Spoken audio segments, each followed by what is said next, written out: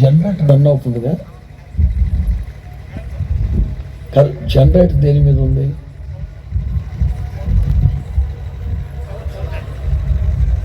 Mic కూడా ఆగలేదా?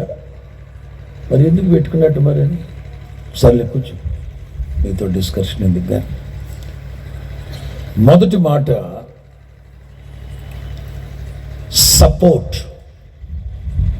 Support నీకు సహకారిగా నీ ఆకలి తప్పులు తీర్చబడేటట్లు, నీకు ఏ విధమైన లోటు లేమి లేకుండా సమృద్ధితో నీవు జీవించేటట్లు మొదటి మాట సపోర్ట్. రాజుల మొదటి గ్రంథం 17వ అధ్యాయం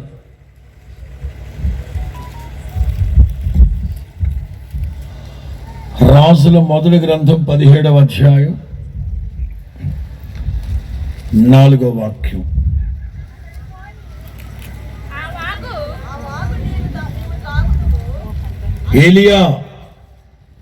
ఏలియా కేరీతు వాగు దగ్గరికి వెళ్ళు, ఆ వాగు నీళ్లు నువ్వు తాగుతావు.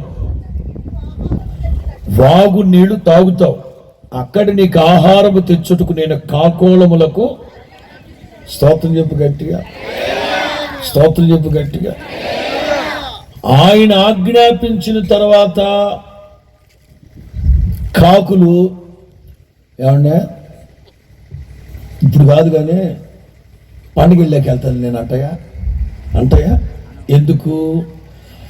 ఎందుకు ఈ సృష్టిలో ఉన్న సమస్తాన్ని కలుగు చేసిన వాడెవరు చెప్పాలి? సృష్టిలో ఉన్న సమస్తాన్ని కలుగు చేసింది ఎవరు? మన ఆరాధ్య దైవం, సృష్టికర్త అయిన యేసు ప్రభు. ఆయన ఆజ్ఞాపించినప్పుడు వెళ్ళాలి. నీకు దాహమైతే వాగులో నీళ్లు తాగు. ఆకలైనప్పుడు కాకులు వచ్చి నీకు ఆహారం పెడతాయి. అలా పెట్టేటట్లుగా నేను కాకోలములకు ఆజ్ఞాపించితిని. దేవునికే మహిమ కలుగును గాక. రెండోది 9వ వాక్యం.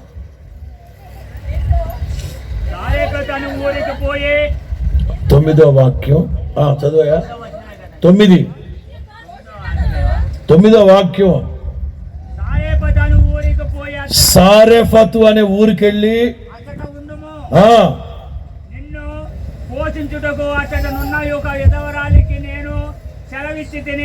ఆజ్ఞాపించితిని.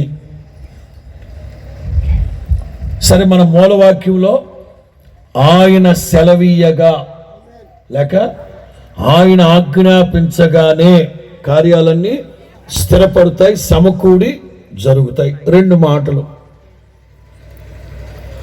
సరే, కాకోలములకైతే ఆజ్ఞాపించాడు. విధవరాలు గనక గట్టిగా చెప్తే బాధపడుతుందని సెలవిచ్చి పెట్టాడు. దేవుడు సెలవిచ్చినప్పుడు నాకు కుదరదు, నా వల్ల కాదు, నేను చేయలేను అని అనకూడదు. దేవుడు ఆజ్ఞాపిస్తాడు. స్తోత్రం చెప్పండి. కానీ ఇప్పుడు 2 విషయాలు చెప్పాను మీకు. ఏలియా అనే ఒక దైవజనుడు లేక ఒక మంచి భక్తి కలిగిన వాడు అనుకుందాం, సాధారణమైన ఒక విశ్వాసం. తనకి ఏ విధమైన లోటు లేమి కొదువ కొరత లేకుండా ఆకలి దప్పులు తీర్చాడు అనడం కంటే కూడా సపోర్ట్, ఒకటి కాకుల ద్వారా సపోర్ట్, విధవరాల ద్వారా సపోర్ట్. ఇక్కడ మనం గమనించాల్సింది కష్ట పరిస్థితులు ఏమిటంటే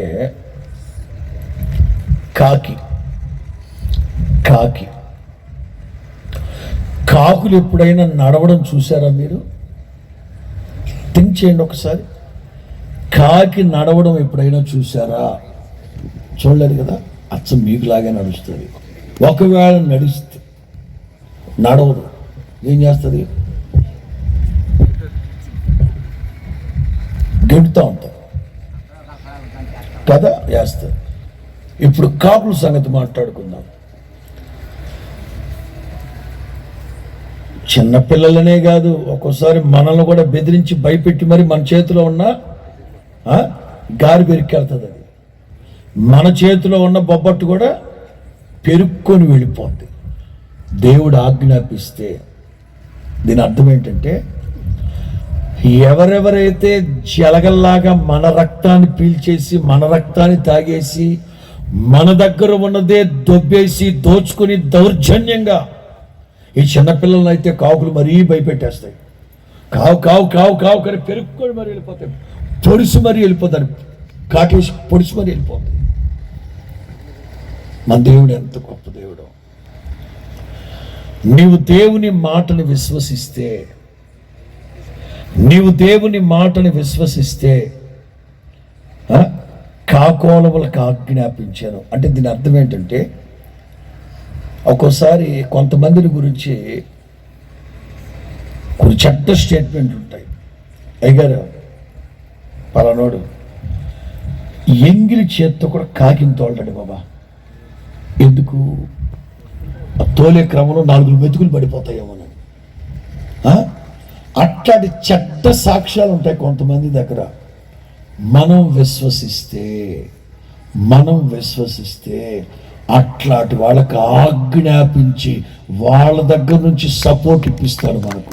చెప్పండి గట్టిగా, వాళ్ళ దగ్గర నుంచి సపోర్ట్ ఇప్పిస్తాడు దేవుడు. అది ఏదైనా సరే.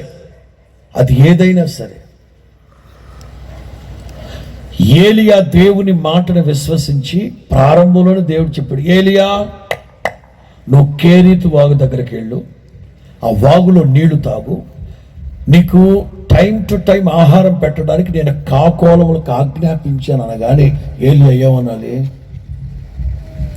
పైన కన్నుకు తీసి చెప్పొచ్చాడయ్యా, కాకులు తీసుకొచ్చి పెడతాండి కాకులు. ఇంకో మాట చెప్పు ప్రభా, లేకపోతే సేవ లేదు గేవ లేదు. అర్థమైందా? మా చేతుల్లో ఉన్నవే పీక్కొని పెరుక్కు తింటాయి ఆ కాకులు. అట్లాంటి మాకెలా హెల్ప్ చేస్తాయి? నా దేవుడు ఆజ్ఞాపిస్తే నీకు సపోర్ట్ కలిగేటట్లుగా. నిజం, సపోర్ట్ అంటే సహాయం. పిల్లరా, నాకెవరి సపోర్టు అక్కర్లేదు అనేవాడు ఎవరు లేడు ఈ ప్రపంచంలో. సృష్టి ప్రారంభంలో దేవుడు చెప్పాడు, నరుడు ఒంటరిగా ఉండుట సాటి అయిన మనిషి సంఘజీవిగా బ్రతకాలి.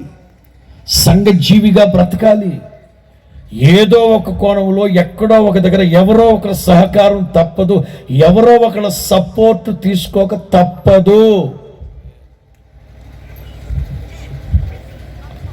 కొన్ని సందర్భాల్లో మనం అనుకుంటాం వీళ్ళు మనకు సపోర్ట్గా ఉంటారు, వాళ్ళు మనకు సపోర్ట్గా ఉంటారు అనుకుంటాం. ఉండరు, అడ్రస్ ఉండరు. ఉదాహరణ చెప్పనా? యేసుక్రీస్తు మరణపు ముళ్ళును విరిచి సమాధిని గెలిచి పునరుద్ధానపు శక్తితో లేచి ఆ సమాధుల తోటలోని తిరుగుతున్నాడు.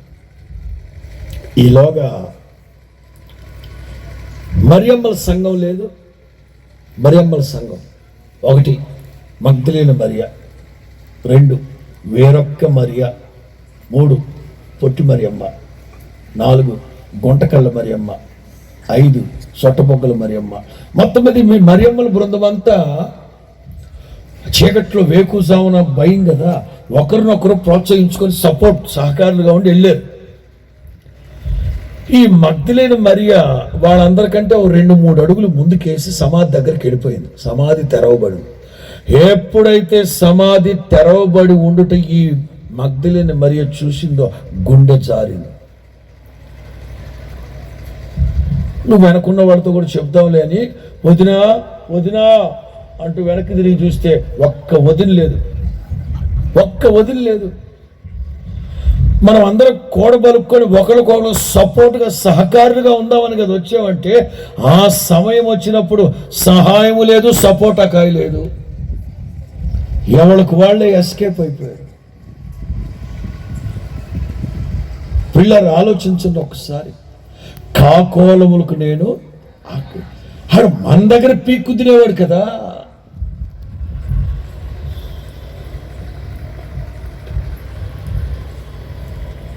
అబ్రహాం ఫ్యామిలీ సమస్య వచ్చింది. అబీమెలెకు అనే రాజు శారము తీసుకుని వెళ్ళిపోయాడు. ఎవరితో మాట్లాడిద్దాం? ఇది ఫ్యామిలీ మ్యాటర్ అయ్యా. నలుగురికి చెప్పుకునే మాటలు ఇవి. కుమిలి కుమిలి కుమిలి కుమిలి చచ్చిపోతున్నాడు. ఒంటరిగా గుడారం బయట కూర్చొని ఏడుస్తున్నాడు. రాత్రంతా ఒంటరిగా ప్రార్థన చేస్తున్నాడు. దేవుడే చెప్తున్నాడు అబీమెలెకుతో, అబ్రహాము నీ కోసం ప్రార్థన చేస్తున్నాడు రా అబీమెలెక్. ప్రియులారా, అబ్రహాము ఎవరి సహాయాన్ని కోరుకోగలడు? ఎవరి సపోర్ట్ పొందగలడు ఆ రాత్రి? అలాగని తను వెళదామంటే గేట్లోకి రాణిస్తారు అంతఃపురంలోకి? ఎవరు మాట విన రాజు తలంచుకుంటే కొరడా దెబ్బలకి చెప్పాలి. రాజు తలంచుకుంటే కొరడా దెబ్బలకి. అలాగని నలుగురితో చెప్పి వెళదామంటే ఫ్యామిలీ మ్యాటర్ కదా, కుటుంబ సమస్య కదా. కానీ ప్రార్థన చేశాడు, దేవుడిని నమ్ముకున్నాడు. ఆ రాత్రి దేవుడు వెళ్ళి అబీమెలెకును ఆజ్ఞాపించి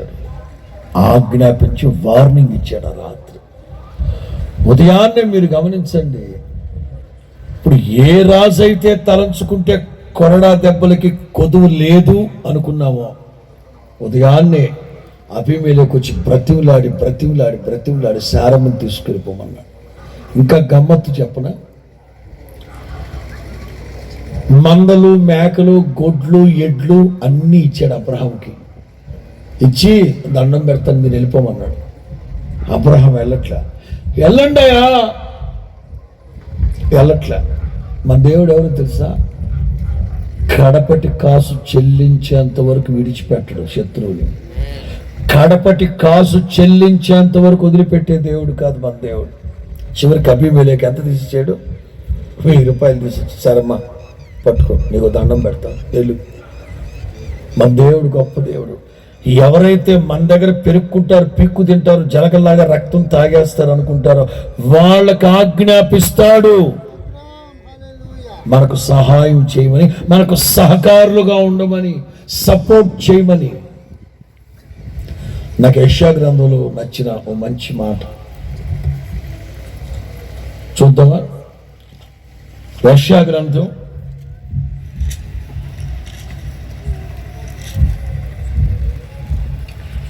49వ అధ్యాయం. యెషయా గ్రంథం 49వ అధ్యాయం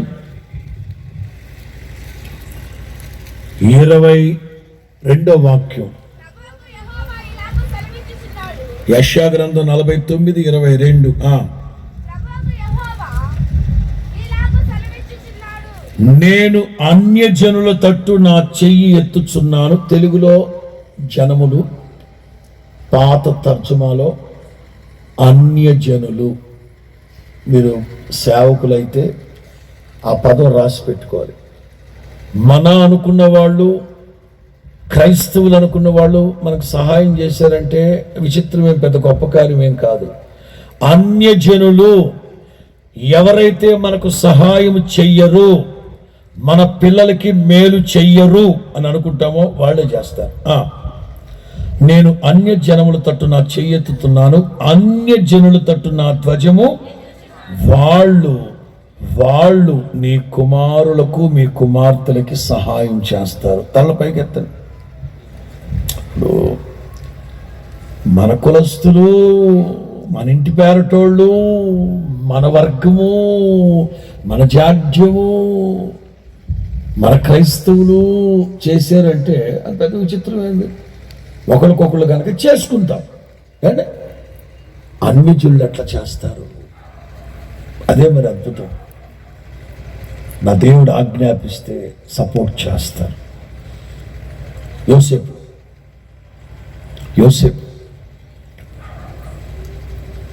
ఊహ తెలిసిన దగ్గర నుంచి కలలు, దర్శనాలు కలలు అని చెప్తుంటారు.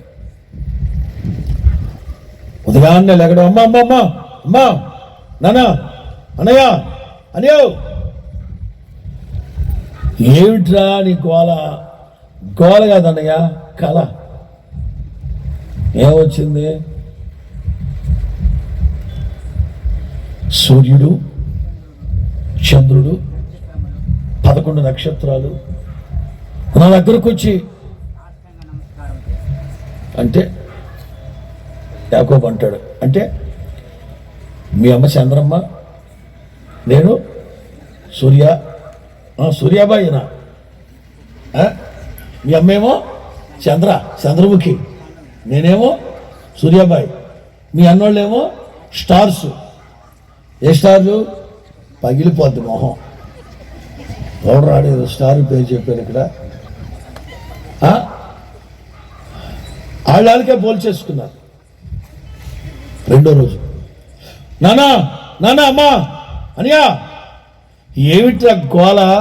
గోల కాదనియా, కళ. ఏమొచ్చిందిరా? 11 వెన్నులు పనలు, 11 పనలు నా పన దగ్గరకు చాలా కోప్పడ్డారు, ద్వేషాన్ని పెంచుకున్నారు, మత్సరం పెంచుకున్నారు. అంటే నరహత్య చేద్దాం అనుకున్నారు, అంటే ఆల్మోస్ట్ చంపేసినట్టే. ఓకే, ఇప్పుడు నేను మిమ్మల్ని అడుగుతున్నా, యోసేపు ఆప్యాయంగా అమ్మ దగ్గరికి వెళ్ళి, అమ్మా నాకు ఇలాంటి కళ వచ్చిందమ్మా, ఇలాంటి దర్శనం వచ్చిందమ్మా అని ఎందుకు చెప్పాడు? నాన్నగారండి నాకు ఆ కళ వచ్చిందండి, ఆ కళ వచ్చిందండి నేను ఎందుకు చెప్పాడు? అన్నయ్య నాకు ఇట్లా కళ వచ్చిందిరా చెప్పండి ఎందుకు చెప్పాడు? భవిష్యత్తులో ఈ కళలు, ఈ దర్శనాలు నెరవేర్చబడేందుకు వీళ్ళ వంతు వీళ్ళు సహకరిస్తారని. అంతేనా? కానీ వీళ్ళలో ఏ ఒక్కరైనా యోసేపు కళలు స్థిరపడడానికి, నెరవేర్చడానికి సహకరించారా?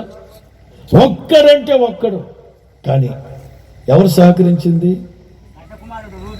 ఏమండా నువ్వు ఆగరా నాయన, ఆవగింజ తీస్తే ఎక్కేస్తారు పైకి. ఐగుప్తీయులు, బైబిల్లో ఐగుప్తీయులకి హెబ్రీయులంటే అసహ్యం, గొర్రెల కాపరులంటే హేయం.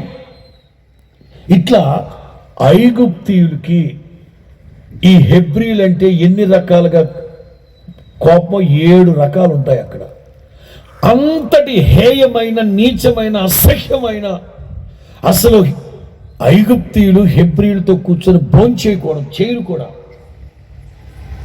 జాతి తక్కువ వాళ్ళరా మీరు అని అంటారు. ఇప్పుడు యోసేపు కళలు, దర్శనాలు నెరవేర్చడానికి సహకరించింది ఎవరు? చెప్పండి. ఇప్పుడు ఎవరు ఆజ్ఞాపించుంటారు వాళ్ళకి?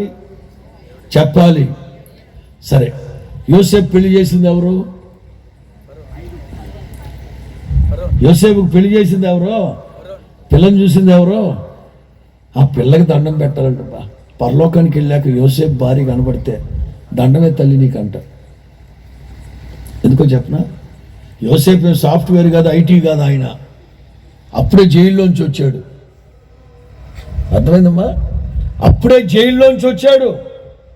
రాజుగారు అన్నారు, అమ్మాయి ఆసనతో యోసేపుని పెళ్లి చేసుకోండి. ఎక్కడండి? అమెరికానా, అండమానా? అదే అండమాన్ జైల్లోంచి వచ్చాడు. అంటకుండా ఏం చేసుకోండి బాబా అందా. స్తోత్రం చెప్పండి గట్టిగా.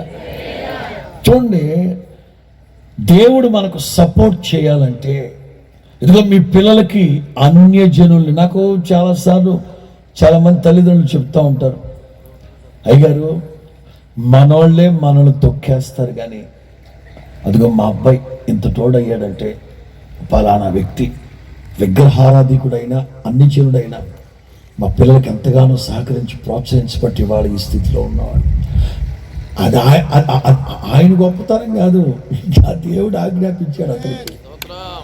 అది మామూలు కాదు.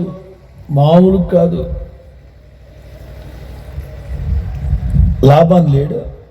లాభాను పేరుకు తగ్గట్టుగానే వాడు ఏది చేసినా అన్ని లాభాలు ఉండాలి. వాడికి లాభం లేకుండా ఏ పని చేయడు. ఈ లాభాను యాకోబును నరికేస్తాను, పొడిచేస్తాను, చంపేస్తాను, లేపేస్తాను, పాతేస్తాను, పీకేస్తాను బయలుదేరాడు. తొక్క తీస్తాను, జాడించి ఆరేస్తాను. పూర్వజనంలో సాగురోడా లేకపోతే బత్త వ్యాపారం చేసేది తెలియదు. తొక్క తీస్తాను, నార తీస్తాను అంటుంటాడు ఒక్కొక్కడు. ఏ వ్యాపారం చేశారా మీరు? అర్థం పర్థం లేకుండా.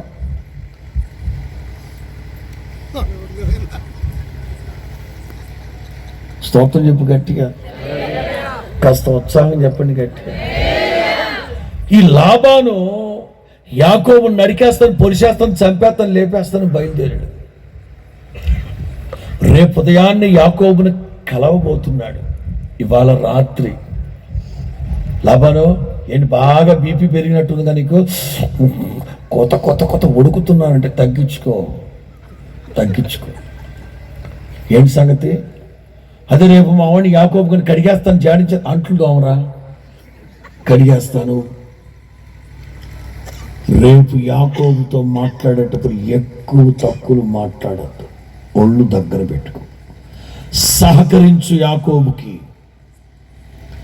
మరుసటి రోజు లాభాన్ అంటాడు, నీకు కీడు చేయడం, నీకు హాని చేయడం నాకు బాగా చేతనం, కానీ చేయడం. నిన్న రాత్రి నీ దేవుడైన యెహోవా నాకు ఆజ్ఞాపించాడు, నీకు సహకారిగానే ఉండమన్నాడు, కానీ ద్వేషాన్ని పెంచుకోవద్దు. మన దేవుడు ఆజ్ఞాపించే దేవుడు. స్తోత్రం చెప్పు. ఎవరైతే మన దగ్గర పీక్కు తింటారు, లాక్కు తింటారు అనుకుంటారో వాళ్ళకి ఆజ్ఞాపిస్తారు, వాళ్ళు మనకు సహాయం చేస్తారు. రెండు విధవరాలు, సారెఫత్ వెళ్ళు, అక్కడ ఒక విధవరాలకి సెలవిచ్చా నిన్ను పోషించుమని. ఏమండే ఆ ఊళ్ళో ముత్తైదులు ఎవరు లేరండి? ఆ ఊళ్ళో ముత్తైదులు ఎవరు లేరా బాబా? విధవరాలంటేనే అర్థమైపోతుంది, పింఛన్ ఇవ్వకుండా ఆపేస్తున్నారంట. హల్లెలూయా చెప్పదే. వాళ్ళ నోట్లో మట్టుకుంటే ఏం బాగుపడతావరన్న ఆయన చెప్పండి. అయ్యో గుండెలు పిండేస్తున్నాయి బాబోయ్. విధవరాలు ఆవిడ నన్ను పోషించడం ఏంటి? నేను ఆజ్ఞ. అదే మనం ఏంటంటే ఒకసారి వీళ్ళ బాగానే ఉందిలే. పర్ఫెక్ట్గా చెప్పనా మీకు? ఇవాళ తారీఖు ఎంత? 16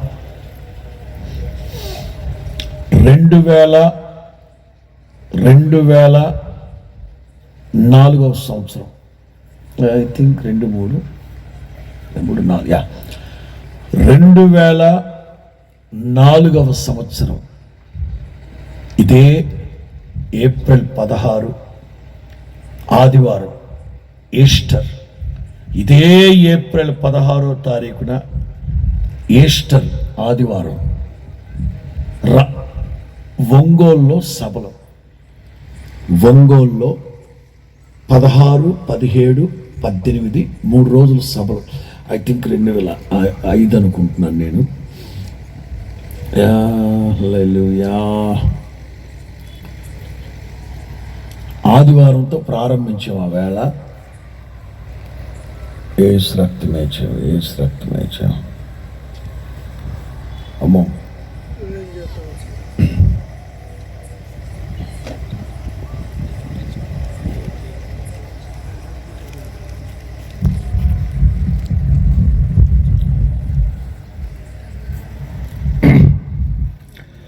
ఎందుకంటే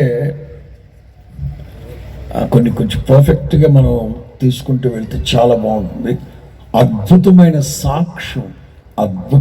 సాక్ష్యం నా జీవితంలో మర్చిపోలేని కొన్ని అద్భుతమైన కార్యాలు. ప్రతిరోజు ప్రభు అద్భుతమైన కార్యాలు చేస్తున్నారు. చెప్తాను.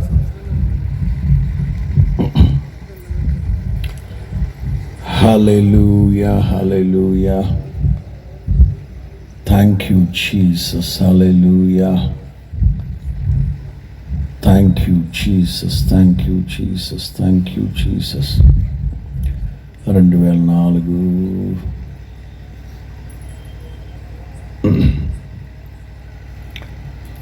17, 18, 19, 2005 వారం 10 రోజులుగా సభల నిమిత్తం ప్రార్థన చేయిస్తున్నాను. ఒంగోలు ABM కాలేజ్ గ్రౌండ్లో మీటింగ్స్, లక్షలతో కూడుకున్న పని. నాకు ఒంగోలులో ఉన్న సంఘం చాలా చాలా చాలా చిన్నది. ఒక మాటలో చెప్పాలంటే అక్టోబర్ 3వ తారీఖున నేను ట్రాన్స్ఫర్ అయ్యి ఒంగోలుకి వెళ్ళాను. అక్టోబర్, నవంబర్, డిసెంబర్ ఈ 3 నెలలు మురుగు పంట కాలం పక్కనే చర్చి, చిన్న గది. ఆల్ అవుట్ కొనుక్కోవడానికి డబ్బులు లేవు నాకు. 3 నెలలు అక్టోబర్, నవంబర్, డిసెంబర్ అంత ఆర్థికంగా ఇబ్బంది పడుతున్న రోజులు నాకు అవి. 3 నెలలు ఆల్ అవుట్ కొనుక్కునేడానికి కూడా డబ్బులు లేవు. రూపాయి 2004, 2005 సభలో మొట్టమొదటిగా ఒక తల్లి వచ్చింది. బ్రదర్స్ అన్నారు, అన్న ఆ తల్లి వచ్చారన్నా సభల నిమిత్తం కానుక ఇవ్వడానికి వచ్చింది. మరి సభల నిమిత్తం ఏమి ఇస్తారా? రవి ఓ 10 లక్షల రూపాయలతో కూడుకున్న సభలు అవి. ఆవిడెవరో మనకు తెలియదు అంటారా. ఏదో నన్ను కలవాలన్న ఉద్దేశంతో అబద్ధం చెప్తున్నట్టుంది. ఏ 10 రూపాయలు, ఒక 5 రూపాయలు ఇస్తుందేమోరా. సరే రమ్మను. ఇట్లాగే నాకు ఒక అవగాహన ఉంటుంది కదా నా సంఘాన్ని గురించి. వచ్చింది, అయ్యా కళ్ళు సరిగ్గా కనబడవు ఆవిడికి. సభలు పెట్టుకున్నావు, ఫస్ట్ టైం భారీ సభలు యేసన్న గారితో. ఈ దెబ్బతో మన సంఘం దీవించబడాలి, చాలా ఖర్చుతో కూడుకుంటు. నేనేమో అసహనంగానే ఉన్నా.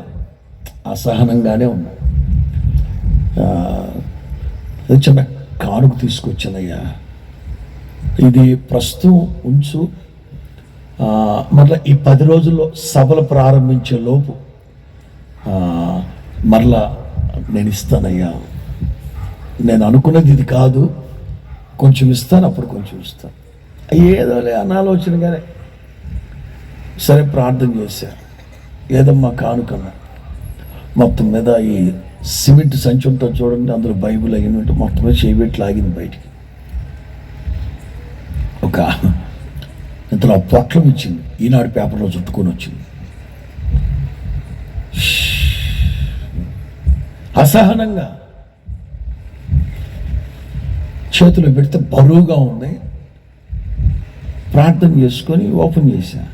ఆ ముందే చూస్తే 1,00,000 రూపాయలు. 1,00,000 రూపాయలు. అమ్మా ఏమిటిది? ఎవరి డబ్బులు? ఎక్కడి నుంచి తెచ్చావు?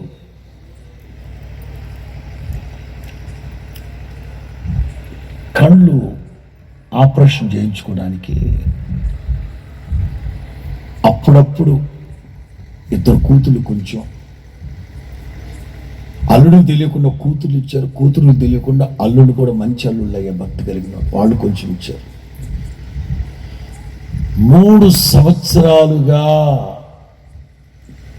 కళ్ళు ఆపరేషన్ చేయించుకున్నామని దాచిపెట్టుకున్నాను.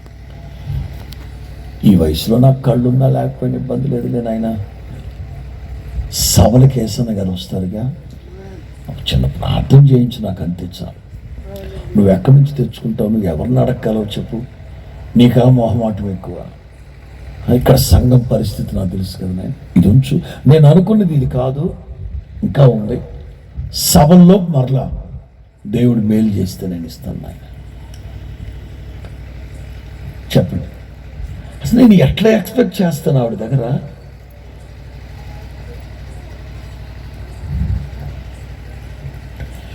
ఆ రోజే నిర్ణయించుకున్నాను, జరగబోయే సభల్లో నా దేవుని మహిమ దిగబోతాం. ఎందుకంటే ఆ కానుకతోనే తెలిసిపోయింది నాకు దేవుని మహిమ కలిగిన కార్యాలు జరగబోతుంది. గమ్మత్తు చెప్పిన, సభలు ప్రారంభించే రోజుకి, ఈస్టర్ రోజు, ఆ రోజు సంఘంలో ఏం అనౌన్స్ చేసింది తెలుసా? ఏక మీదట సభల నిమిత్తం ఎవ్వరు కానుక ఇవ్వద్దు, ఇవాళ తీసుకొచ్చినా సరే మీరు ఏసన్న గారికి ఇచ్చాను, సభల నిమిత్తం వద్దు, ఎందుకంటే ఎక్కువైపోయినాయి డబ్బులు. నిజం నిజం. రాజమండ్రిలో మహాదేవుని గొప్ప మందిరాన్ని కట్టించాడు దేవుడు. రాజమండ్రిలో మహాదేవుని గొప్ప మందిరాన్ని కట్టించాడు దేవుడు. ఎంతైందో లెక్క చెప్తే మీరందరూ ఇక్కడే పడిపోతారు మూర్ఛలు. ఇందాకే నేను కారులో వస్తూ ఉంటే, రాజా ఒకప్పుడు సినిమా యాక్టర్గా ఉండి రాజా అనే వ్యక్తి ఇప్పుడు దేవుని సేవ చేస్తున్నారు హైదరాబాద్. ఏబేల్ రాజా ఆయన మందిరం దాటుతూ రాజమండ్రిలో ఫోన్ చేశారు, పాస్టర్ ఇప్పుడే మహాదేవుని గొప్ప మందిరం దాటాను, ఆ బయటను చూస్తేనే నాకు 2 కళ్ళు చాలేదండి బాబా. కట్టాం. ఓపెనింగ్ రోజు నేను చెప్పింది ఏంటో తెలుసా? ఏక మీదట చిల్లి గవ్వ కూడా పంపించద్దిక, ఇవ్వద్దు. మందిరం పూర్తయిపోయింది. ఆమె ఎక్కువైపోయింది. పిల్లరా, మనం ఒక్కోసారి ఈ విధవరాల ఆవిడకే మనం ఇవ్వాలబ్బా అనుకుంటాం, కానీ దేవుడు ఆజ్ఞాపిస్తే దైవజనుడు గారు, అమ్మా కొంచెం మంచినీళ్ళు అమ్మా తీసుకొద్దామని లోనకి వెళుతుంటే, అమ్మా ఆ బంగారు చేత్తో ఏ చెయ్యి, మిమ్మల్ని మీరు పొగుడుకోవడానికి మీకు నామోషి అనిపించదా మీకు? నిజంగా బంగారు చెయ్యి ఇది, దరిద్రం చెయ్యి. అమ్మా ఆ బంగారు చేత్తో మొదటి అప్పం అనుకున్నా మంచి నీళ్ళు అడిగినప్పుడే అనుకున్నా, ఇంకా అడగలేదేంటబ్బా అని. అడిగావా అడుగుతునేవాడా అని మనసులో అనుకొని, అండే తొట్టిలో కొంచెం పిండే, బుడ్డిలో యెహోవా జీవము తోడు, నేను మా అబ్బాయి ఇవాళ తిని రేపు చచ్చిపోతాం. బాబు ఇక్కడెక్కడ కుర్చీలు ఖాళీ ఉంటే, మీ మధ్యలో కుర్చీలు ఖాళీగా ఉంటే, అన్నయ్య వాళ్ళు నిల్చొని ఉన్నారా వెనక? మిమ్మల్ని మెడదెప్ప మన లోతుబారి ఆత్మ వస్తుంది మీకు అప్పుడప్పుడు.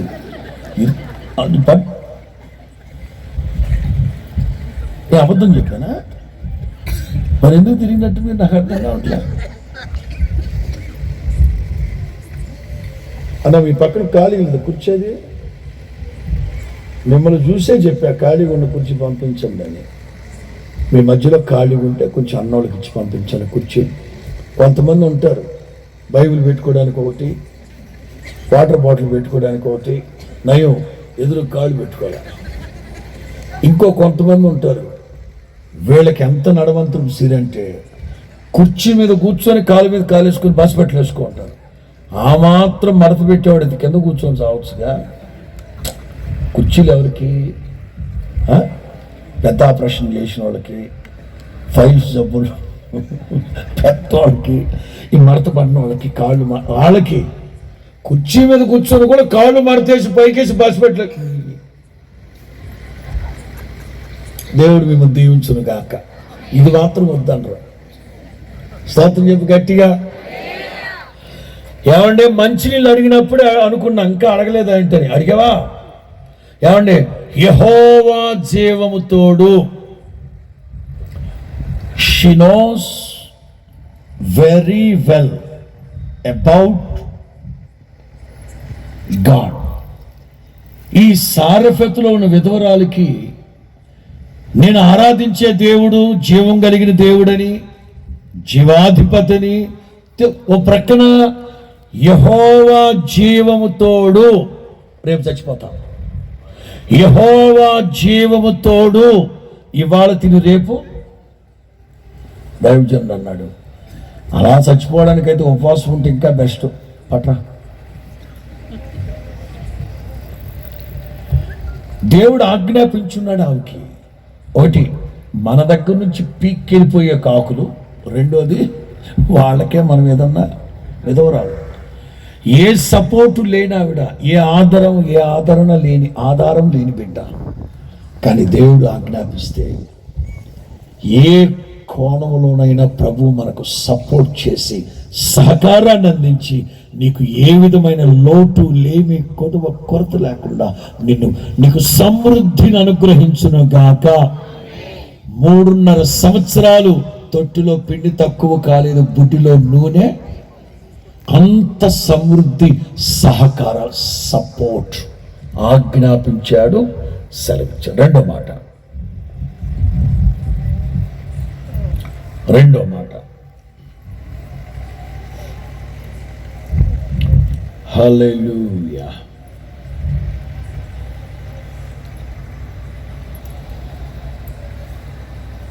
ఆయనను సేవించున్నట్లు, లేక ఆయన మాట వినేటట్లు, లేక ఆయన సేవ చేసేటట్లు, ఆయన చెప్పినట్లుగా చేసేటట్లు. 2, సర్వీస్. మొదటి మాట సపోర్ట్, రెండో మాట సర్వీస్. యోనా 2:10.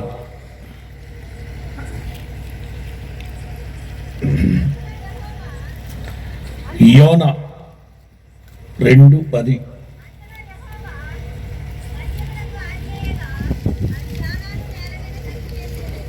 మరలా చదువుతారు.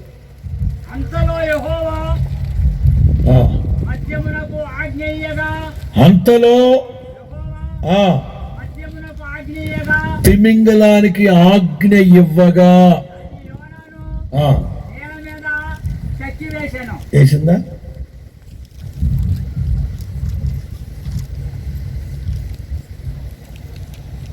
దేవుడు ఆజ్ఞాపిస్తే కాకులు వింటున్నాయి, దేవుడు ఆజ్ఞాపిస్తే తిమింగలము వింటది, దేవుడు ఆజ్ఞాపిస్తే కోడి పుంజు వింటది, దేవుడు ఆజ్ఞాపిస్తే గాడిద వింటది. అందరూ వింటున్నారు. అన్ని జంతువులు, మృగాలు, దుష్ట మృగాలు వింటున్నాయి. అది ఒప్పుకుంటాడు. మనమే వినట్లే దేవుని ఆజ్ఞలు. ఆకాశం అందే గాని, భూమి ఎందే గాని, భూమి కింద నీళ్ళ ఎందే గాని నేను తప్ప మీరు వేరొక దేవుడు, విగ్రహము కూడా ఉండకూడదు.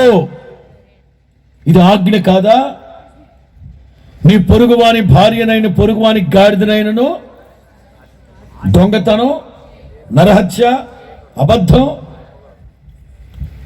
ఇవి ఆజ్ఞలు కాదా? ఎందుకు పాట? ఇప్పుడు నేను అనేది ఏంటంటే, నీ పక్షమై సృష్టిలో ఉన్న సమస్తాన్ని దేవుడు ఆజ్ఞాపించాలంటే అసలు నీవు ఆయన ఆజ్ఞలు పాటిస్తున్నావా లేదా?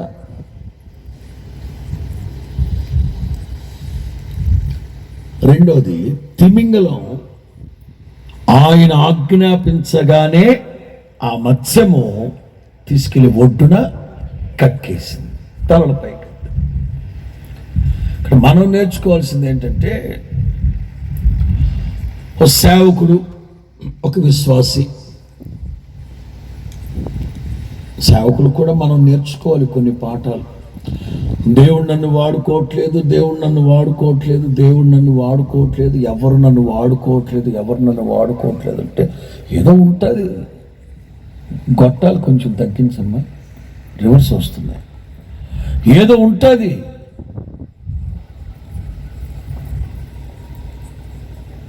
ఓబద్యా ఎన్ని అధ్యాయాలు రాశాడు?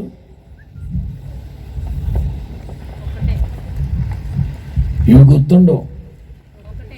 25 ఏళ్ల క్రితం చూసిన సినిమాలో ఎన్ని ఫైట్లు ఉన్నాయి, ఎన్ని పాటలు ఉన్నాయి, ఎన్ని మలుపులు ఉన్నాయి, ఎన్ని దరిద్రపు సీన్లు ఉన్నాయి చెప్పను, కొట్టకేసుకుంటూ చెప్తారు.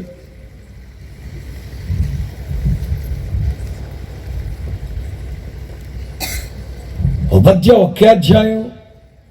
మరి జెఫన్యా, హబక్కుకు, నహూము ఎన్ని అధ్యాయాలు రాశారండి?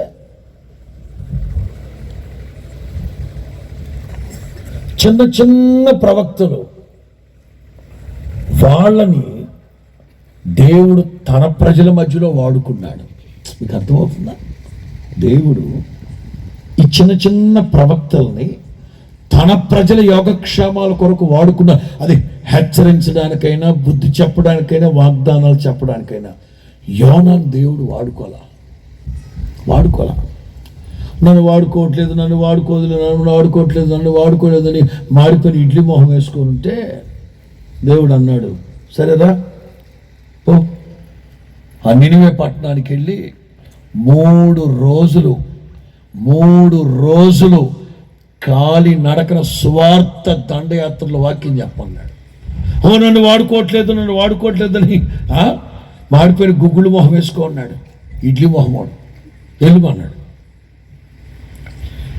ప్రభు భాగ్యం ఇవ్వడమే ఆలస్యం. ఏమ్మా, మహాభాగ్యం ప్రభు అని ప్రార్థన చేసుకుని బయలుదేరాలనా? సేవ చేయడు. కానీ డబ్బు బాగానే ఉన్నాయి. ఎందుకు డబ్బు బాగానే ఉందని చెప్పింది తెలుసా? తర్షీషుకు వెళ్ళే వాడెక్కి కేవ్ ఇచ్చాడంట, వాళ్ళకి డబ్బు ఇచ్చాడంట. డబ్బు ఉంది. డబ్బు దాచుకోవడం తప్ప సేవ చేసి సావరు. నేను గర్వంగా కాదు, ఒకవేళ నా మనసులో గర్వంతో నేను చెప్పినట్లయితే నా దేవుడు నన్ను శిక్షించును గాక. వినయ మనసుకుండా చెప్తున్నాను. నేను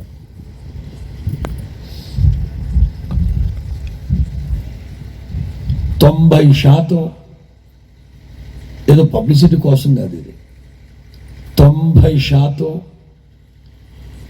ఎక్కడ నేను సభలకు వెళితే కానుక తీసుకోను. అంత ఎక్కువైంది అయ్యగారు మీకు. ఎక్కువ తక్కువ కాదు. ఇక్కడ 90% ఎక్కడ సభలకు వెళ్ళినా కానుక తీసుకోను. ప్రార్థన అయిపోగానే మైక్ ఇచ్చేసి నేను వెళ్ళిపోతాను. వెళ్ళేటప్పుడు ఎక్కడన్నా ఒక 2 ఇడ్లీలు తిని వెళ్ళిపోతాను. ఒక సంవత్సరం అంతా తిరిగితే ఒక 4-5 దగ్గర తీసుకుంటానేమో. అది కూడా నాకు తెలుసు కాబట్టి, వాళ్ళ స్థితి, వాళ్ళ ఆర్థిక పరిస్థితులు తెలుసు కనుక సరే ఇబ్బంది లేదు అని తీసుకుంటా. మామూలుగా అయితే 2 తీసుకోకపోగా పరిస్థితులన్నీ సమీక్షిస్తా. అక్కడికి వెళ్ళి వెంటనే నాతో ఉన్న పిల్లలతో చెప్తా, అదిగో వాళ్ళతో చెప్తా. ప్రసంగానికి నిలబడే ముందే వాళ్ళని పిలిచి చెప్తా. ఆ సూట్ కేసులో ఒక 50,000 ఒక 25,000 కవర్లో పెట్టి, సభలు ఏర్పాటు చేసిన సేవకుడు ఎవరో, నాకు ఈ సభలు ఏర్పాటు చేసిన సేవకుడు ఎవరో తెలియదు ఇప్పటికీ సభలు ఏర్పాటు చేసిన వాళ్ళు ఎవరో నాకు తెలియదు ఇక్కడ. అందుకే నేను కారు దిగాక ఎవరు లేకపోతే నా అంతటి వచ్చి స్టేజ్ మీద కూర్చున్నాను. వాళ్ళకి నేను తెలియదు అనుకుంటా. స్తోత్రం. కొన్ని గమ్మత్తుగా ఉంటాయి. పిల్లలతో చెప్తా, ఒక 50,000 ఇవ్వండి రా సేవకుడికి అంటాను. ఎవరికి చెప్పొద్దని చెప్పి వెళ్ళిపోతాం. ఎందుకంటే ఈ సభలు ఏర్పాటు చేసింది ఎవరు? ఏడి విందు ప్రధాని. ఆయన భోజనాల దగ్గర ఉన్నాడు. వీడు తాలింపు ఏమిస్తున్నాడు. సరే పర్లేదు, వినండి. ఇప్పుడు ఆ సేవకుడికి సంఘం ఉందా? సంఘం ఉంది. ఖర్చు పెట్టు. అందాజుగా ఈ మాత్రం సభలు ఏర్పాటు చేయాలంటే ఒక 3-4 వేల వాల్ పోస్టులు వేసి ఉంటారు. 1000 వాల్ పోస్టులు 5,000 అనుకుంటాను, 5 4 20, ఓ 25-30 వేల రూపాయలు పబ్లిసిటీ, లైట్లు, జనరేటరు, మైక్ సెట్టు, ఆర్కెస్ట్రా, ఇవన్నీ చూస్తే ఈ స్టేజీ, ఈ మైక్స్ 4-5 లక్షలు అవుతాయి. నేనంటాను ఈ 4-5 లక్షల రూపాయలు ఉంటే మందిరం వెనక ఒక 10 సెంట్లు స్థలం తీసుకోవచ్చుగా అండి? లేదు. కూర్చో. నేను వచ్చాను. ఇప్పుడు నేను వచ్చినంత మాత్రాన ఆయా సంఘాల్లో వాళ్ళందరూ వదిలిపెట్టాడు, సంఘానికి ఎవరు రారుగా. ఎందుకు పెట్టాడు ఈ సభ? ఆ డబ్బేదో దాచుకోవచ్చు కదా. దేవుని రాజ్యం విస్తరించాలి, దేవుని రాజ్యం విస్తరించాలి. ఈ లోకంలో నేను దాచుకోవడం కంటే వెదజల్లితే అదొక నిత్య మహిమలో నా తండ్రి నాకు ప్రతిఫలం ఇస్తాడు. అంతే. అందుకే ఈ సభలో ఏదో ఆయనకి ఏదో ఉందని చెప్పి పెట్టుకున్నాయి కాదు. యోనా దేవుడు కొంచెం డబ్బులు ఇచ్చాడు, సేవలో ఖర్చు పెట్టడు, ఇట్లాంటి షికార్లు కొడుతుంటాడు. అందుకే దేవుడు సేవలో వాడుకోవట్లే. అందుకే దేవుడు తన ప్రజల మధ్యలో వాడుకోవడానికి ఇష్టపడక, వెళ్ళు నినివే పట్టణానికి వెళ్ళి 3 రోజులు దేవుని చిత్తాన్ని కాదని, నా దేవుని మాటని కాదని వెళ్ళి ఓడ అమరములోకి వెళ్ళి పడుకొని నిద్రపోతున్నాడు. అతనిని బట్టి సముద్రంలో తుఫాను వచ్చింది, ఓడ బద్దలైపోయే పరిస్థితి. ఇక అందరూ ఎవరి వలన ఈ కీడు జరిగిందని కనుక్కున్నామని తిరిగి మనోడు గొరక పెట్టి నిద్రపోతున్నాడు. వెళ్ళి పద్ధతిగా మనకులాగా, ఏమండి మాస్టర్, గురుగారు, బాసు అంటే ఒక్కొక్క ప్రాంతంలో ఒక్కొక్క లాంగ్వేజ్ కదా, అట్లా పిలవలా. స్టార్టింగ్ ఓయి నిద్రపోతా, వాటే కనెక్టింగ్. నోకియా ఫోన్ వాడుతున్నావు, ఇటు నోకియా కనెక్టింగ్ పీపుల్ అని ఉంటుంది. చదువు. ఓయి ఏమొస్తుంది? గుణం వచ్చింది, పోయే కాలం వచ్చింది. నీకేమొచ్చినది?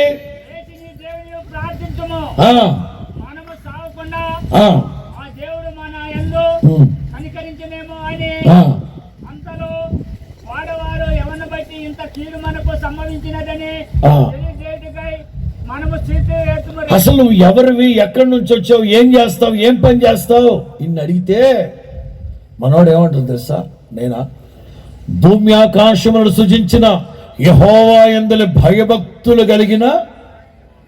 భయభక్తులు కలిగినోడైతే నినివే పట్టణానికి వెళ్ళమంటే తర్షీష్కి వెళ్తాడా? పైగా బిల్డప్ బాబాయ్, పైగా బిల్డప్. దేవుని చిత్తాన్ని కాదని, దైవ నడిపింపుని కాదని, నన్ను వాడుకోవట్లేదు అంటే దేవుని మాట వింటే కదా. నీ మార్గం అంతటి మీద ఆయన అధికారానికి అప్పగించుకో, స్వబుద్ధిని ఆధారపు చేసుకోవద్దు పొరపాటున. దైవ చిత్తానికి విరోధంగా వెళుతూ ఉంటే దేవుడు తిమింగలానికి ఆజ్ఞాపించాడు, మింగేవాడిని అన్నాడు. ఒకటే మాట. సముద్రంలో పడ్డం లబక్కని మింగేసింది. తిమింగలం అనుకోండి దరిద్రుడు, వీడిని బట్టి 3 రోజులు పస్తుండాల్సి వస్తుంది నేను కదా. దాన్ని ఉపవాసం అనరు, పస్తు అంటారు. బాగానే ఉంది. ఉపవాసం అంటే వాంటెడ్గా ప్రార్థన చేసుకుంటా ఉంటే ఉపవాసం. ఇట్లాంటి జరిగినప్పుడు పస్తు అంటాడు. ఏది? భర్త మీద అలిగి, అర్థం కదా, అలిగినట్టుగా నటిస్తారు.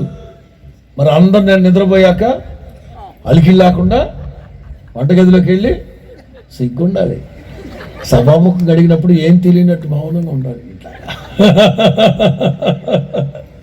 హల్లెలూయా. ఓయి నిద్రపోతా, తిమింగలం మింగేసింది. 3 రోజులు ప్రాంతంలో ఉన్నాడు, పశ్చాత్తాపడ్డాడు. పశ్చాత్తాపడ్డాడు. నేను ఇక్కడ ఒక మాట రాసుకున్నాను.